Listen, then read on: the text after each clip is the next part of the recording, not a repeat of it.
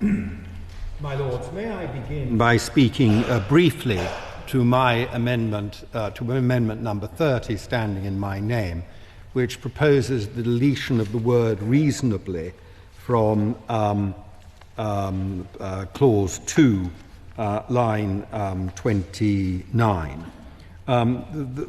What is happening in the bill at this point is that the obligation of the Secretary of State, or the prohibition on the Secretary of State from renewing franchises, is alleviated by this clause in certain circumstances. And one of them is where the Secretary of State is satisfied that it will not be reasonably practicable to provide or secure the provision of the franchise service, etc., etc., etc. This is a simple probing amendment, and I don't want to spend a great deal of time on it, simply asking what it is the government means by the word reasonably here. What is reasonably adding to practicable? It seems to me it's creating potential difficulties for the government as well.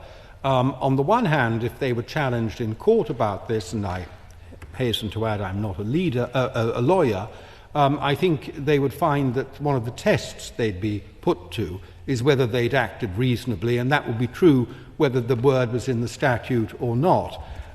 Here there's a double standard of reasonably, it seems to me, is being applied to them. So what do they mean by reasonably? In what circumstances do they envisage having recourse to it? And would the bill not actually be better without it? And I'd be grateful for the comments of the noble Lord the Minister on those points. On the substance of the debate, may I congratulate the noble Baroness Lady Scott of Needham Market on having secured universal approbation for her proposal from all speakers who have spoken today.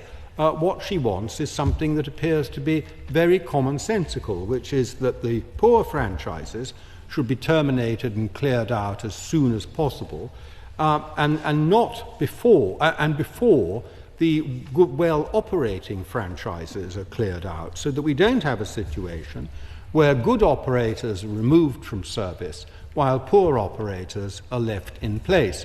And yet, because of the rush with which the government has come at this bill, because of their determination to be able to say we've achieved something in the manifesto as fast as we possibly can, that is exactly the effect of the bill as it is constructed.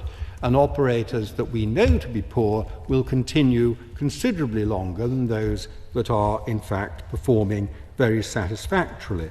Now, the government, I suspect, will say that this is because they have to terminate franchises at the time when they fall due, because to terminate them any earlier would cost public money and they'd need to pay compensation. Well, of course, and I think it was my noble friend Lord Grayling, but it may have been, in fact, I think it was the noble Lord Liddell said, that is, of course, the legal advice they'd receive, though what exactly some of these poor performers would expect by way of compensation is a political question, and one that could easily be put to the test, as the noble Lord said.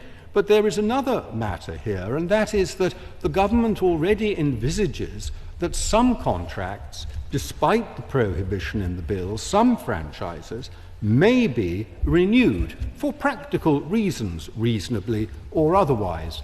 And it is possible to renew a franchise on a short-term basis. In fact, nearly all the franchises currently operating are operating on very short-term contracts. And the financial liability that is carried with those short-term contracts is very small. So even if a good performer were to have their franchise fall in very soon, they could still be kept going if an appropriate exemption to the prohibition were inserted in the bill. They could still be kept going on a short-term contract without creating a significant new liability to the government, while the poor contracts fell in and were terminated without any risk to the government. And all of this, if the government weren't in such a terrible rush, All of this will create a logical structure for the termination of contracts which passengers would understand and which would not run the risks that were stated, I thought, so very clearly by the noble Baroness who moved the amendment. So I think there is a great deal to be said for this. I hope, as I say, that the noble Lord, the Minister, when he replies, will not take refuge in simply saying, oh, we've got no choice because this is what the public finances dictate and it's all driven by finances and contracts. The management of these contracts by a confident government that knows what it's doing and a Secretary of State who wants to achieve something, knows the direction she's heading in. These are essentially political matters. It can be done, and the government should step up to the plate for its own sake and do this if they wish their reforms to get off to a good start.